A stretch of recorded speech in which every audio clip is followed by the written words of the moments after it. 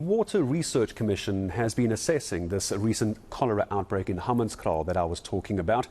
Its CEO, Dr. Jennifer Molwantwa, joining us now to discuss all of this. And Doctor, good morning to you, and I appreciate your time. I want to start with this. The Health Minister last night here on ENCA saying they still don't know the source of the outbreak of cholera in Hammanskraal. Would you agree with that? Do you have any more information? Good morning. I would like to also concur, I think, with the Minister that the source of the Hammanskraal case is still unknown. What would it take to find that out? It seems like it's quite a process to figure out what led to it. So what's the complication to your understanding, Doctor? So we know that cholera can be passed on either by consuming food or drinking water that has got fecal contamination.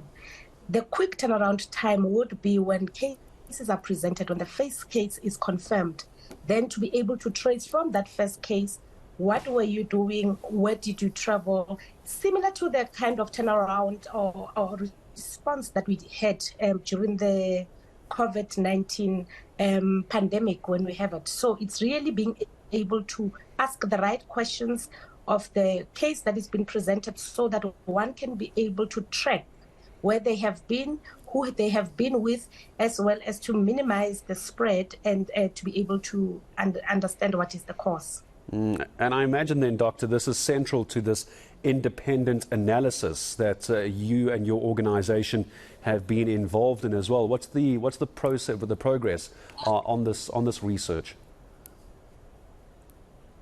Yes, it is part of that, and we have been mandated by the department to look independently into this. And I think that was the cause of this mainly was around the trust. Did people believe the messaging that was coming out and the reasons that were being given? And therefore, we had to bring together our experts, an advisory committee, as well as some of our experts in the field to be able to undertake this assessment without any influence and to be able to present the findings to the public. And that's what we will be doing today. Yeah, I believe that's going to be 10 o'clock this morning at the Press Club, Doctor, is the time I have. So I'm sure we're going to be taking that live as well. Are you able to tell me, do we know if there's a focus on a single source of a cholera outbreak around the country, or could it be a multiplicity of reasons which you're going to have to unpack for us? Look, cholera shouldn't really be a big concern. But as we have said, its main source and transmission comes from either ingesting or drinking water that may be contaminated. This is not a new phenomenon. It's not just in South Africa. Sporadically, you would find that it's even on one of the main concerns of the World Health Organization. So the key issue here that we will be bringing out is around water and sanitation hygiene, and then the response that should be really focused on when there are any cases that are presented. So it's really about integration, being quick, early warning systems, and that is what we're really coming and bringing out today. Speaking of water hygiene, by the way, lines are open to callers 011-537-9431. Just after this interview, you want to see how you are helping ensure that your drinking water is safe. You're welcome to call in. If we've got some time, we'll take some calls. But, Doctor, a lot of this has got to do with the lack of infrastructure management. That's what this cholera outbreak earlier in the year was being blamed on, as a result of infrastructure not being managed correctly. Does your analysis go into that, or are you purely looking at the water side of the investigation? So provision of drinking water has got a value chain. It starts from the source, which is the water resources, such as your rivers and your dams, and then it would obviously go into a pipe system where it would go to a treatment works, and that treatment works would have to work optimally in order to be able to meet the South African national standards, which is SANS 241.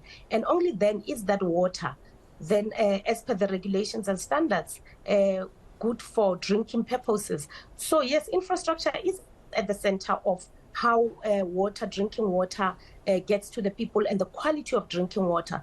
When the standards are not met by hook or crook, then there is a risk of diseases, waterborne diseases that people may be exposed to. And that could be from drinking, that could be from recreational use, that could be from bathing. So really infrastructure is key in making sure that people get good quality drinking water. Just as a last question to you then, Doctor, as well, how much, if you had to give me a ratio of the analysis that you've done, is on infrastructure versus bad governance around the infrastructure? Was that a focus of yours as well?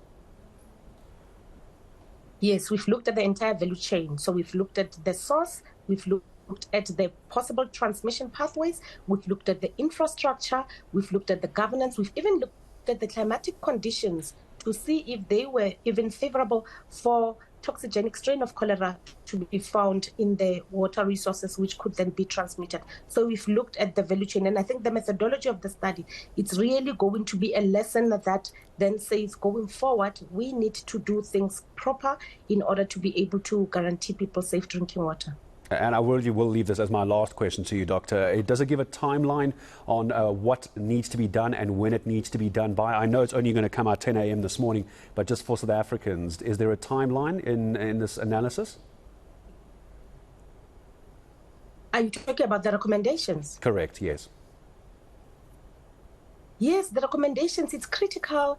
I mean, it's urgent, you know. Yes, we know that you cannot construct a whole water treatment works overnight, but there really needs to be urgent intervention from the water services providers to ensure that people are getting good quality drinking water, but also education and awareness. When there are challenges, there's always going to be a risk because something might fail. Load shedding is affecting water treatment, for example. But people need to be educated, made aware, and be provided and empowered with the tools to be able to take better care of themselves in the cases where there are risks to human health. Yeah, Doctor, I couldn't agree more with you. There's a lot that goes against safe drinking water at the moment. It comes down to how you personally treat your water, but there are mitigating factors. But Doctor, thank you very much. We'll wait to hear from your organisation, the Commission, 10 o'clock this morning. By the way, they're going to release their independent findings on what has been happening on the recent cholera outbreak, especially up in Hammanskraal as well. That's 10 a.m. this morning, so you can just look out for the updates.